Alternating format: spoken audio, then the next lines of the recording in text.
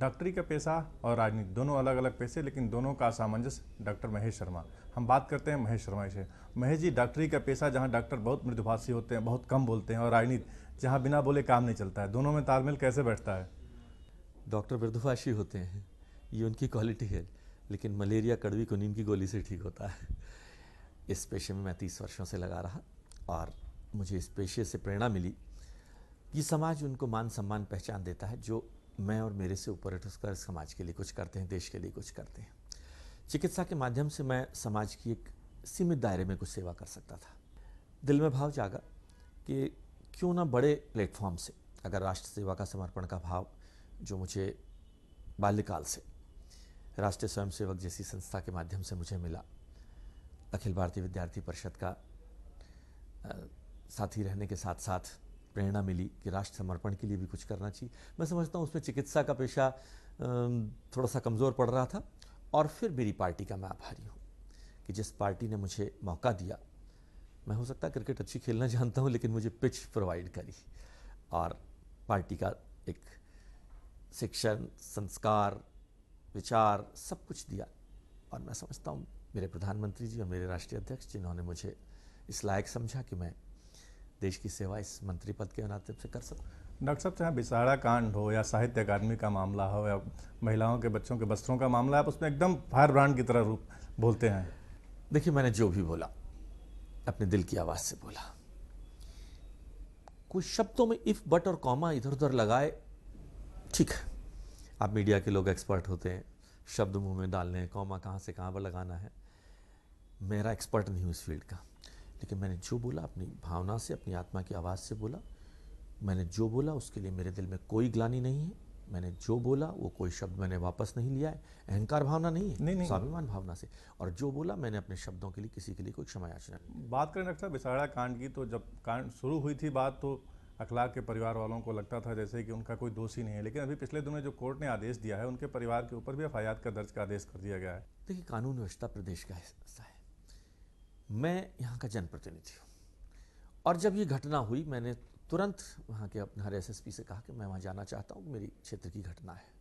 SSP ने कहा कानून व्यवस्था अभी ठीक नहीं है, अभी आप 2 दिन बाद जाएँ। क्योंकि मैं देखता हूँ वहाँ पर वृंदा कारंत, राहुल गांधी, अरविंद केजरीवाल, ना जाने इनका क्या रिश्ता था, क्यों पहुँचे थे, सवाल ही आप उनसे पूछें। मैं पहुँचा वहाँ, मैंने सबसे पहले जिनके घर में मौत हुई थी अखलाक जी के घर गया, उनकी माँ से मिला, उन्हें सांत्वना दिलाई। उनका जो दूसरा बेटा घायल था गंभीर रूप से, वो इसी कैलाश अस्पताल के अंदर भर्ती रहा और 18 दिन भर्ती रहा। उसको ठीक कर इलाज कर हमने सकुशल यहाँ से भेजा। मुझे खुशी इस बात की। लेकिन वहाँ इस वक्त एक सवाल उठा कि साहब आपने साजिश, भारतीय जनता पार्टी ने साजिश के तहत उसकी हत्या कर दी। हमने कहा ये साजिश नहीं थी, ये त्वरित घटना थी, रिएक्शन था एक किसी एक्शन का। उसकी मृत्यु का हमें दुख है, उसकी सब शब्दों में निंदा की जानी चाहिए। उसमें जो भी दोषी हैं उन पर कानूनी कार्रवाई करनी चाहिए। और ये सब विषय प्रदेश सरकार के, इसका हमारी देश की सरकार से कोई लेना देना नहीं है। अब वो मास्क किसका था, ये जांच का विषय। जो भी जांच में आया हो उस पर प्रदेश सरकार संज्ञान ले, जो एजेंसियां इसमें लगी हुई हैं वो संज्ञान ले, और जो भी दोषी हों उन पर कार्रवाई करे। मैं मंत्री के जिम्मेदार पद पर हूँ।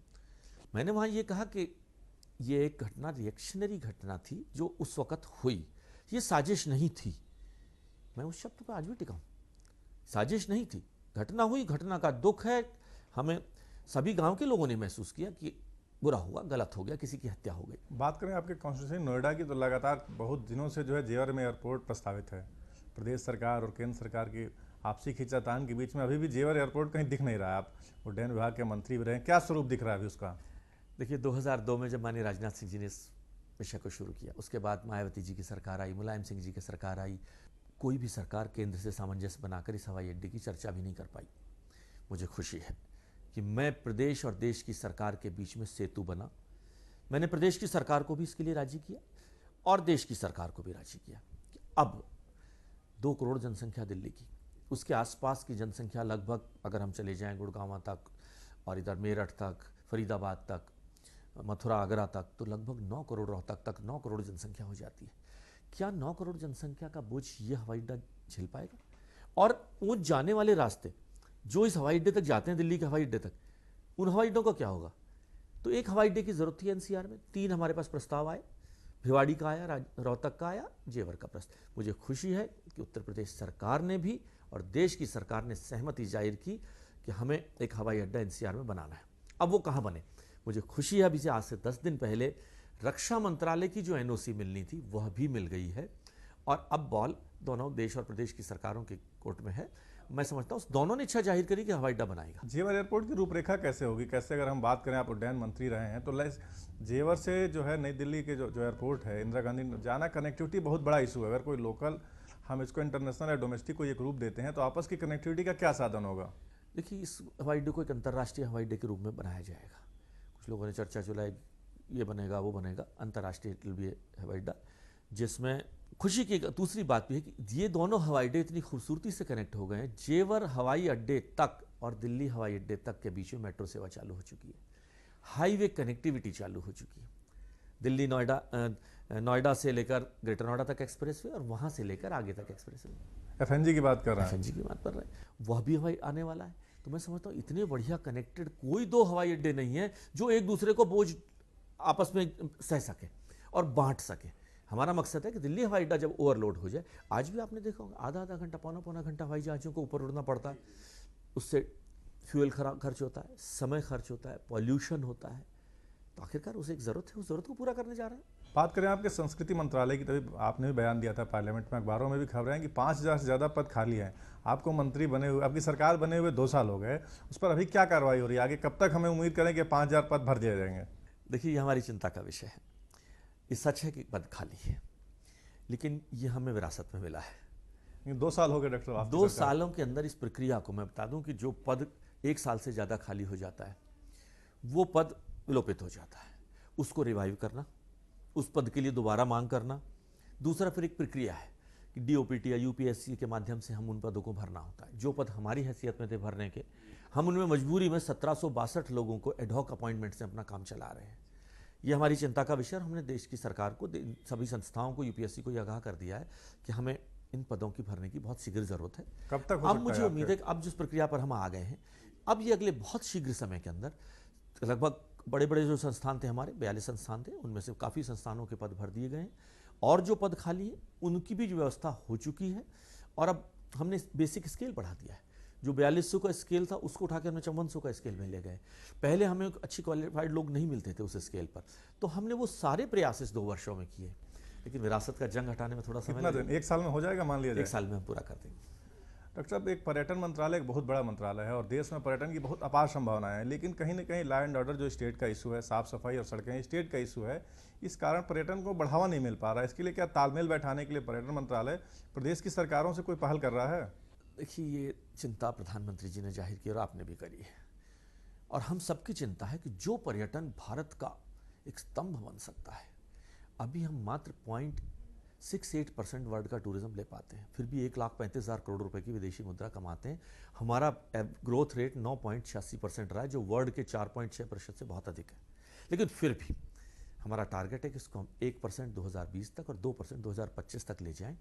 उसके लिए tourism is a state subject.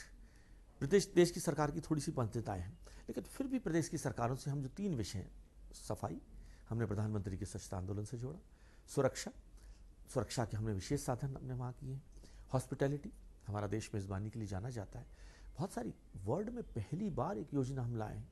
देखिए, पूरे देश में आतंकवाद से खतरा है, लेकिन लोगों का विश्वास भारत में बढ़ा है, हमारे पर्यटक कम नहीं हुए।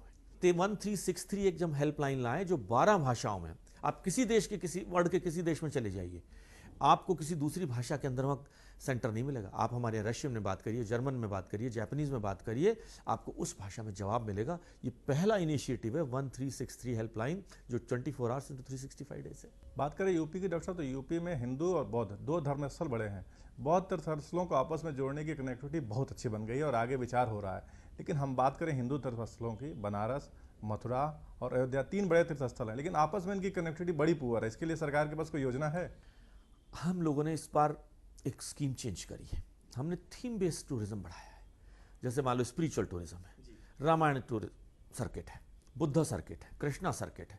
तो अब क्या किया हमने, तो जितने बुद्ध से जुड़े, ईश्वर का ये भी हमारा सौभाग्य है कि भगवान बुद्ध के 8 स्मरणीय स्थलों में से 7 भारत में है। हमने उन सबको जोड़ा है, रोड्स के माध्यम से भी, हेलीकॉप्टरों के माध्यम से भी, और बाकी सब सुविधाओं से हम उसको ई टूरिज्म की संज्ञा दे रहे हैं, एंड टू एंड टूरिज्म की। हमारे यहाँ अगर सारनाथ में बुद्धिस्ट टूरिस्ट आता है, बुद्धिस्ट टूरिज्म तो है, मैं बात कर रहा हूँ हिंदू टूरिज्म की, आपकी जब बात अपने बिल्कुल तीनों सही की है। जो है हमने इसमें उसमें कोई भी कनेक्टिविटी नहीं है हमने डॉक्टर उसमें भी काम कर रहे हैं। जैसे 225 करोड़ रुपए हमने रामायण सर्किट के नाम से जोड़े हैं, जिसके अंदर भगवान राम से जुड़े हुए सारे स्थलों को जोड़ा जाएगा। जी 150 करोड़ रुपया कृष्णा सर्किट के नाम से जोड़े गए हैं। उसमें मथुरा, वृंदावन, इनका इंफ्रास्ट्रक्चर बढ़ा ठीक किया जाएगा। इनकी सड़कों के लिए हम लोग संपर्क में हैं। हम उत्तराखंड के अंदर चारों हमारे जो शहर हैं, ऋषिकेश, हरिद्वार, केदारनाथ, बद्रीनाथ, हेमकुंड साहिब, मोंटा साहिब, इन सबको जोड़ रहे हैं। तो भारत सरकार इसके लिए प्रतिबद्ध है कि हम पर्यटन की दृष्टि से इंफ्रास्ट्रक्चर को भी ठीक करें, सुविधाएं ठीक करें और हॉस्पिटैलिटी को भी बढ़ाएं।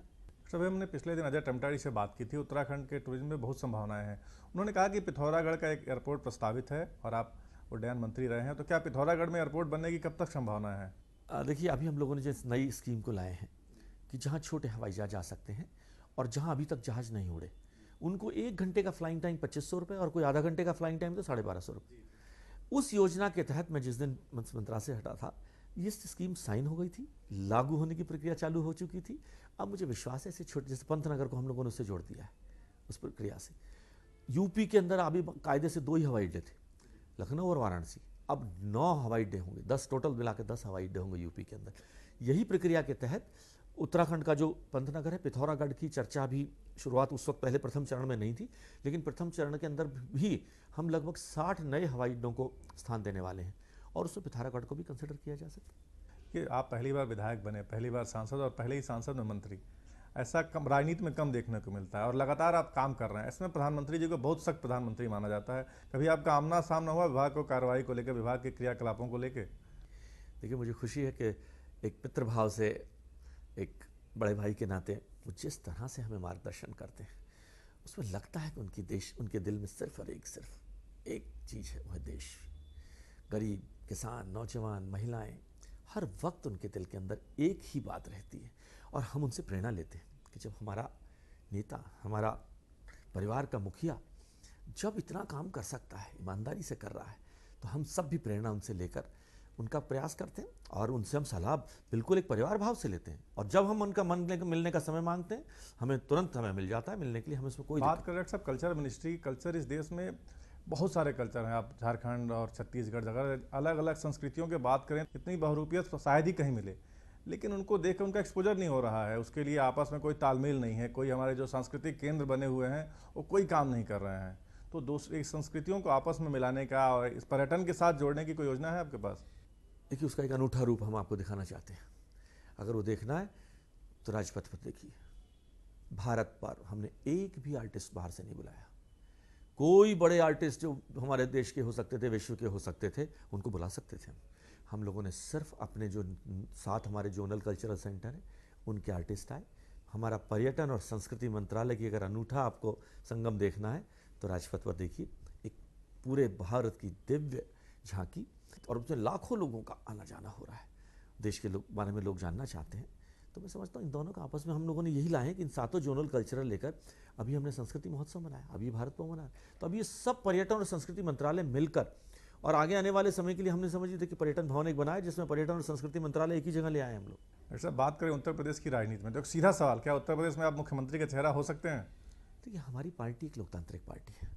ये किसी परिवार के चाचा भतीजे की पार्टी नहीं है या किसी बुआ जी बहन जी की पार्टी नहीं है, जिनमें विधायक और सांसद जेब से निकलते हैं।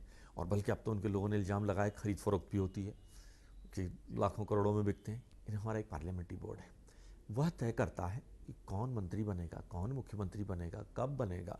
हमारे विधायक अब बचाएंगे, विधायक चुनेंगे अपना नेता, वह मुख्यमंत्री बनेगा। मतलब आप कह रहे हैं कि हम जो मुख्यमंत्री के चुनाव में भाजपा किसी चेहरे पर नहीं उतरेगी, विधायक तो तय करेंगे? ये मैं इस काबिल नहीं। ये मेरी पार्टी का जो हमारा राष्ट्रीय नेतृत्व है वह तय करेगा कि हम क्या बिना चेहरे के चुनाव लड़ेंगे पार्टी या का विधायक नेतृत्व पूरी तरह से तय करेगा। आप उत्तर प्रदेश की राजनीति में एक बड़े चेहरे हैं भाजपा के, लेकिन 5 क्या मुद्दे होंगे? और दूसरा सवाल है कि आप किसको मुख्य विपक्षी दल मानते हैं चुनाव में अपना? देखिए, मैं अगर ईमानदारी से कुछ, मैं 33 वर्षों से तो यहाँ नोएडा में रह रहा हूँ। जी जी। मुझे इन तीनों पार्टियों में से, देखिए, कांग्रेस 91 से लेके आज तक कभी 26 सीटें क्रॉस नहीं कर पाई। इस बार एक 78 वर्षीय युवा को लेकर आए हैं, उनसे कोई बहुत ज़्यादा उम्मीद नहीं है। बहुत ज़्यादा हम ये सोचें कि उनसे कोई बहुत ज़्यादा उम्मीद होने की हो। कांग्रेस वहीं 15-20 के आसपास रहेगी। बहुजन समाजवादी पार्टी सिर्फ एक बार 206 सीटें ली हैं उन्होंने, वरना उनकी जो जाति बिरादरी का जो आंकड़ा रहता है वो 80-86 के बीच में रहता है। अब भी वो वहीं रहने वाले हैं अपनी, और बल्कि कम होंगी, क्योंकि उनके ऊपर भ्रष्टाचार के, गुंडा राज के इतने दाग हैं, जवाब नहीं दे पाएंगी मायावती जी। उनका संगठन एक डूबता हुआ जहाज की तरह से, लोग उसी संगठन से लोग आपके यहाँ आ रहे हैं। देखिए, मैं तो कह रहा हूँ क्यों आ रहे हैं, पूछें, इसका जवाब दें मायावती जी, जब इसका तक वो जवाब लोग दें। मायावती जी के साथ थे तब तक पापी, गलत, और आपके आते ही शुद्ध हो गए। देखिए, हमारी पार्टी, हमारे पास भी कुछ सीटें ऐसी हैं जहां हमारे पास अच्छे कैंडिडेट्स नहीं हैं, और जो लोग आ रहे हैं भारतीय विचारधारा को, भारतीय जनता पार्टी की विचारधारा को स्वीकार कर कर आ रहे हैं। हम उन्हें खाली ये नहीं कि आप आके दामन में हमारे बैठ जाइए, उन्हें बाकायदा भारतीय संविधान को समझकर, भारत की सोच को, भारतीय जनता पार्टी की सोच को, विचारधारा को समझकर पूरा उन्हें ऑप्शन दिया गया कि ये हमारी भारतीय जनता पार्टी की कार्य पद्धति है, अगर आपको स्वीकार्य है तो आपका अभिनंदन है। हर विधानसभा या लोकसभा चुनाव के पहले बहुत बड़ा दल बदल होता है, इसके लिए सबसे बड़ा उदाहरण आपका चुनाव ही रहा है। तो क्या बिना दल बदलों के चुनाव नहीं लड़ा जा सकता है भारतीय राजनीति में? देखिए, मैं इस दल बदल में बहुत ज़्यादा विश्वास नहीं रखता, लेकिन मैं समझता हूँ ये लोकतंत्र है। अगर किसी का मन किसी पार्टी में नहीं लग रहा है किसी भी कारण से, या वो वहाँ घुटन महसूस कर रहा है, मन चुनाव के ठीक पहले ही क्यों जागता है? देखिए, ये बात, प्रैक्टिकल बात तो ये है कि चुनाव से पहले इस बात की अहमियत होती है, इस बात की ज़रूरत होती है, दोनों पार्टियों को ज़रूरत होती है। चुनाव के बीच के अंदर शायद आप भी इस बात का इतना संज्ञान नहीं लेते, अगर कोई पार्टी छोड़ जाए तो आपके कैमरे भी उस फोटो को नहीं दिखाएंगे। दो समय, या तो राज्यसभा के चुनाव हो रहे हों या विधानसभा या लोकसभा चुनाव, दल बदल के हम अगर आंकड़े देखें, मीडिया ध्यान भी दे तो ज़्यादा हो जाते हैं। क्या लगता है कि सबसे पहले प्राथमिकता नेताओं की चुनाव जीतना हो गई है? पार्टी से बड़ी प्राथमिकता चुनाव जीतना है? देखिए, हमारी पार्टी ने कहा है कि हम राजनीति सिर्फ राज पाने के लिए नहीं करते, हम इस देश को, समाज को कुछ देने के लिए करना चाहते हैं। ये हमें संस्कारों में सिखाया जाता है, पार्टी की हर प्लेटफॉर्म पे बात करिए। और राज पाने के लिए लोग दंड-फंद करते हैं, सब पार्टी उससे बचती है। न जात बिरादरी की हम राजनीति में विश्वास करते, न इस तरह की राजनीति में विश्वास करते। ये बात सही है, हर राजनीतिक पार्टी का ये हक है, जिम्मेदारी है और मनो इच्छा है कि हम राजनीति में, चुनाव में जीतें। अगर हम जीतेंगे, पार्टी का पद हमें मिलेगा। आज पार्टी के 282 सीट कर अगर हम हैं और 335 एनडीए की सीटें हैं, तो आज हम देश में पार्टी हमारी सरकार बना रही है। उत्तर प्रदेश के चुनाव में आपके बड़े मुद्दे क्या रहेंगे? कौन से मुद्दे लेकर आप चुनाव में जाएंगे? पॉजिटिव मुद्दों की मैं बात कर रहा हूँ, जो आप करना चाहते हैं। देखिए, उत्तर प्रदेश लगभग पिछले 16-17 सालों से खास तौर पर जिन कुशासन और जिन अव्यवस्थाओं के कारण आज पीछे जा रहा है, जहां उत्तर प्रदेश 21 करोड़ जनसंख्या है, मैं समझता हूं कि 14 करोड़ मतदाताओं के साथ 73 सीटें लोगों ने दी हैं भारतीय जनता पार्टी को, एनडीए को। इसका मतलब लोग बदलाव चाहते हैं। वो बदलाव उन्होंने देश के अंदर कर दिया। अब उन्हें, प्रदेश के लोगों को ये भी समझ में आ गया है कि राजीव गांधी ने कहा था कि 1 रुपया जब वहाँ से चलता 20 पैसे आखिरी टेल तक पहुँचते हैं। अभी 1 रुपया कैसे पहुँचे, उसके लिए भारतीय जनता पार्टी, मोदी जी के नेतृत्व वाली सरकार की उत्तर प्रदेश में भी ज़रूरत है। अगर आप किसी पूरे देश के लोगों, उत्तर प्रदेश के लोगों से किसी से पूछेंगे कि आपकी एकमात्र सबसे बड़ी समस्या क्या है, वो कहेंगे भ्रष्टाचार। दूसरी क्या है, कानून व्यवस्था। तीसरी क्या है, भाई भतीजावाद। ये तो उनके मुद्दे हो गए, आपके मुद्दे क्या रहेंगे? हमारे मुद्दे, हम कहेंगे कि हम एक सुशासन देंगे, जो ट्रांसपेरेंट सिस्टम होगा, ऑनलाइन से चीज़ें, फैसिलिटीज चालू की जाएंगी। अब देखिए, किसान का पैसा आज जाता है, किसी भी, कोई भी फैसिलिटी अगर उन्हें मिलती है, कोई मुआवजा मिलता है, सीधे किसान के खाते में। तो कांग्रेस ने शुरू कर दी थी, अगर ये कर चुके हैं, लेकिन इसको लागू करना है। आज मैं बताना चाहता हूं, मैं टूरिज्म मिनिस्टर हूं, मैं एविएशन मिनिस्टर हूं था, हम काम करना चाहते हैं, लेकिन जिस गति से प्रदेश सरकार काम करती है, उस गति, अब माननीय हमारे प्रधानमंत्री जी की गति बहुत तेज है, उनकी अपेक्षाएं हमसे बहुत ज़्यादा है। और उनकी नहीं, कल उन्होंने बहुत बड़ी बात कही है कि लोगों की अपेक्षाएं अब हमसे बहुत ज़्यादा हो गई। तो अब प्रदेश सरकार का जिस तरह से सिस्टम चल रहा है, उससे हम इस कामयाबी तक नहीं पहुंच पाएंगे। तो अब हमें प्रदेश के अंदर अपनी सरकार हमारी आएगी, देश और प्रदेश की सरकार गाड़ी के 2 पहिए की तरह चलेंगे, और वही जो हम अपनी देश की सरकार चलाने के लिए हमारे रूल हैं, उनको हम अपने प्रदेश के अंदर भी हम इम्प्लीमेंट करेंगे, और देश प्रदेश मिलकर आगे बढ़ेगा। प्रदेश की राजनीति में दयाशंकर सिंह का एक बहुत बड़ा मुद्दा उभरे। आपकी पार्टी कहीं ना कहीं उनकी पत्नी के साथ तो खड़ी है, लेकिन उनके साथ नहीं खड़ी, ऐसा क्यों? देखिए, पार्टी ने स्पष्ट विचारधारा है कि हम किसी प्रधानमंत्री जी को राष्ट्रीय मंच से कहा उन्होंने कि दलित हमारे भाई हैं, उनके प्रति कोई भी असम्मान की बात है, महिला हमारी बहनें, उनके प्रति कोई भी असम्मान की भाषा स्वीकार नहीं होगी। और उन्होंने उसी के तहत तुरंत कार्रवाई की। लेकिन विपक्ष के पास मुद्दा क्या मिला? अब जो नसीमुद्दीन सिद्दीकी कह गए, अब जो उनके और नेता कह गए, जो गाली गलौज वहाँ उस दिन हुआ एक माँ बेटी के लिए, क्या माँ बेटी सिर्फ मायावती की पार्टी जी की माँ बेटी बेटी कहलाती है? क्या बाकी माँ बेटियाँ हमारे देश की बेटियाँ हमारी बेटियाँ नहीं है क्या, माँ नहीं है क्या? आज उसका जवाब देने के लिए हमने कार्रवाई करी। मायावती जी, अगर आप दलितों की सम्मान करना चाहती हैं तो आप भी कार्रवाई करके दिखाएं। बात करें डॉक्टर साहब बीजेपी के चुनाव की, तो बीजेपी के उत्तर प्रदेश का चुनाव जो है कहीं न कहीं जातिगत आंकड़ों पर टिकता है। बिहार के चुनाव में चिराग पासवान जी से बात हुई मेरी, आपके सहयोगी दल थे, कि अंतिम समय में चुनाव जो है जात पे आ गया। ऐसे में आप किसको फोकस कर रहे हैं? देखिए, इसका एक बहुत बड़ा उदाहरण लोकसभा का चुनाव है। भारतीय जनता पार्टी ये लोकसभा चुनाव के बाद बिहार का चुनाव, अब आप बताइए कौन सी जाति लेकर चली थी? लोकसभा नहीं, हम बिहार में भी जाति की बस नहीं लेके गए। वहां दो ऐसे ग्रुपों ने मेल किया, जिस लालू जी और नीतीश जी, जो दो अपोजिट पोल माने जाते थे, उनका अपना एक वोट बैंक था। उनका वोट बैंक का जो भी कारण है, जाति है जो भी है, वो दोनों लोग मिले।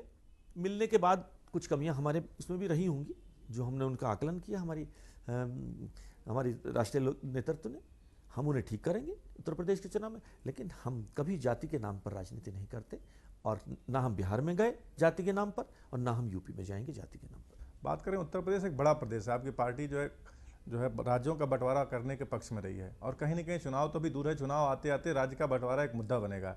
ऐसे में आपकी पार्टी कहाँ खड़ी होगी, राज्य का बंटवारा करने के पक्ष में या संयुक्त राज्य के पक्ष में? देखिए, ये बड़ा विषय है। ये विषय कोई एक आदमी, दो आदमी या 10 आदमी मिलकर तय कर लें उत्तर प्रदेश, उसके बहुत सारे इम्प्लीकेशंस हैं। उन सब पर एक गहन चर्चा हो, पक्ष विपक्ष के लोग बैठें, और अगर ज़रूरत हो इस विभाजन की, तो मैं समझता हूँ देश की सरकार और सब बड़े लोग मिलकर इस विषय पर फैसला करें। डॉक्टर महेश शर्मा क्या समझते हैं? देखिए, मेरी विचार इस विषय में गौण हो जाएगा। मैं उसका हिस्सा, उस बहस का हिस्सा तो बनना चाहूँगा जिसमें ये चर्चा हो, लेकिन मैं चाहता हूँ कि वही बात मानी जाए सबकी जो सहमति जिस पर हो। तो इसलिए मेरा विचार देना इस वक्त उस पर कोई भी बेमानी होगी। उत्तर प्रदेश में जो हाईकोर्ट के एक और बेंच की मांग लगातार जो है लंबे अरसे से चल रही है, और आपके क्षेत्र के लिए पिछले 15 से 18 सालों से, जब से ये जिला बना है, तब से शनिवार के दिन वकील हड़ताल पर रहते हैं। इसमें आपकी पार्टी क्या कर रही है उस बेंच बनाने के लेके? देखिए, इस विषय पर भी मैं समझता हूँ उत्तर प्रदेश एक बड़ा राज्य है, कितनी बेंचेस की ज़रूरत है, कहाँ कहाँ ज़रूरत है, इस विषय पर भी एक गहन चिंतन हो, गहन चर्चा हो, और उसके बाद कहाँ कहाँ बेंचें बने, उनकी ज़रूरत कितनी है, और कहाँ कहाँ ये सुविधाएं हैं वहाँ उपलब्ध।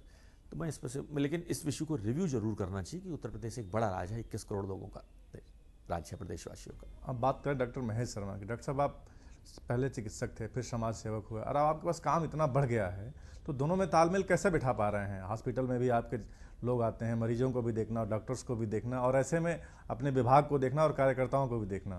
देखिए, मुझे कोई दिक्कत नहीं होती। जब मैं राजनीति में आया तो सोच कर आया था। मेरे परिवार में पत्नी डॉक्टर है, बेटी मेरी डॉक्टर है, दामाद डॉक्टर है, बेटा डॉक्टर है। इन सब लोगों ने मुझे अपनी इन जिम्मेदारियों से मुक्त कर दिया है, और मैंने भी माननीय प्रधानमंत्री जी और राष्ट्रीय अध्यक्ष जी को कह दिया है कि अब मैं अपनी पार्टी के प्रति, राष्ट्र समर्पण के प्रति पूरी तरह समर्पित हूँ। मैं पूरा समय, आधा घंटा इन अस्पताल के कामों में कोई मुझे पॉलिसी मैटर्स पे मुझसे सलाह ले लेता है, बाकी मैं सवेरे अपने काम पे लगता हूँ, 6:30 बजे 6:15 बजे मैं बिस्तर छोड़ता हूँ, और रात को जिस तारीख में मैं अपने संस्थान में आता हूँ उस तारीख में घर वापस नहीं आता। मतलब अस्पताल जो है घर वालों के सहारे और राजनीति आपके ऊपर। बिल्कुल ठीक है, परिवार के लोगों का इसमें बहुत बड़ा सहयोग है। अस्पताल की जो व्यवस्था है वो परिवार के लोगों ने, और एक मैनेजमेंट सिस्टम के थ्रू आज लगभग 4000 लोग हमारे साथ काम करते हैं, तो मैं समझता हूँ वो सब लोग संभालते हैं। अच्छा, अभी आपके विभागों के, जब पिछले विभाग में एक विभाग ले लिया गया आपसे, इसके पीछे डॉक्टर महेश शर्मा क्या कारण मांगते होंगे? प्रधानमंत्री ने तो कोई कारण माना होगा। देखिए, 19 नए मंत्री, और जब मुझे विभाग मिला था तब भी एक एक्स्ट्रा के तौर पर मिला था। संस्कृति और पर्यटन का मुझे इंडिपेंडेंट चार्ज दिया गया था, और नागरिक उड्डयन मंत्रालय का मुझे एक एक्स्ट्रा चार्ज दिया गया था। उस वक्त मिनिस्टर कम थे। अब 19 नए मंत्रियों को कहीं समायोजन करना है तो किसी का तो विभाग, कोई कसक रह गई कि जो नागरिक उड्डयन मंत्रालय में एक काम जो आपके एजेंडे में था बाकी रह गया और ना कर पाए हो आप? देखिए, अगर मैं यूँ कहूँ कि फिर 70 मंत्रियों की जरूरत क्या है? फिर तो एक ही मंत्री हो जाएंगे, एक ही प्रधानमंत्री हो जाएंगे। हम सब लोग प्रधानमंत्री जी के सहयोगी मिलकर, अब वो काम मैं करूं या मेरा आने वाला जो दूसरा सहयोगी वो करे, सवाल ये कि सरकार भाजपा की है, सरकार एनडीए की, वो सब ये काम कर रही है, तो कसक की कोई बात ही नहीं है। आज तक मैं हूं, कल से आप होंगे, या कोई नया व्यक्ति होगा उस काम को पूरा करेगा। डॉक्टर साहब हमारे साथ जुड़े, हमारे सवालों का जवाब दिया, धन्यवाद।